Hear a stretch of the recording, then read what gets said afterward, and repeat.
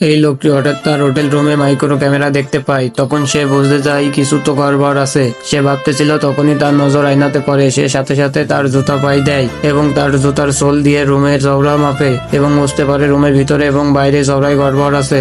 তার আগে আপনি যদি আপনার মা বাবাকে ভালোবেসে থাকেন তাহলে ভিডিওতে একটা লাইক এবং চ্যানেলটাকে সাবস্ক্রাইব করে দেন।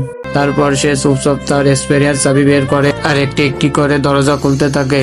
আর যেটা সে ভেবেছিল একটি সিগারেট সুড়ঙ্গ দেখতে পায়, সে তাড়াতাড়ি ভিতরে যায় এবং প্রতিটি রুমের রুমবেড অবজার্ভ করে।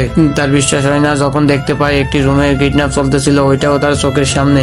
সে সময় নষ্ট না করে সিগারেট সুড়ঙ্গ থেকে বাইরে বের হয় আর পুলিশকে কল করে। তারপর সে ওই রুমের দরজায় যায় এবং হোটেলে স্টাফ হয়ে নক করে, কিন্তু গ্যাংয়ের মেয়েটি অনেক চালাক ছিল। তখনই লোকটি উপর থেকে দরজা ভেঙে ভিতরে আসে আর গ্যাংস্টারের উপর অ্যাটাক করে দেয়। তখন মেয়েটির রশি খোলে, মেয়েটি ভয় পেয়েছিল। তখনই গ্যাংস্টার মেয়েটির জ্ঞান ফিরে আসে। মেয়েটি দাঁড়িয়ে তার পিস্তল হাতে নেয়, তারপর তার উপর নিশান লাগায়। এবার কাহিনী পুরোপুরি ঘুরে গেছে।